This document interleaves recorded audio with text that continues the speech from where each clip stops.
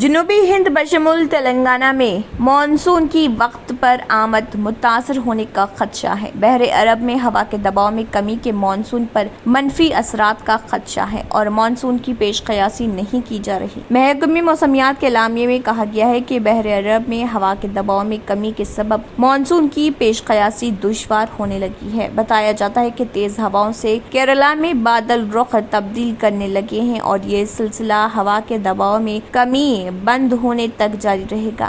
ماہرین کے مطابق جنوبی ریاست بالخصوص کیرالہ میں جہاں مانسون کی آمد متوقع تھی، بادل رخ تبدیل کرنے لگے ہیں اور آئندہ 24 گھنٹوں میں طوفان و باد و بارہ کے باعث مانسون کی آمد کے امکانات موہوم ہیں۔ ہوا کے دباؤ میں کمی کا سلسلہ اگر آئندہ 48 گھنٹوں تک جاری رہا اور یہ ہوائیں خلیج بنگال کا رخ کرتی ہیں تو مانسون کی آمد میں مزید تاخیر ممکن ہے اور آئندہ 72 گھنٹوں میں موسمی تبدیلیوں کا سلسلہ جاری رہے گا۔ بیشتر علاقوں میں گرمی برقرار رہے گی۔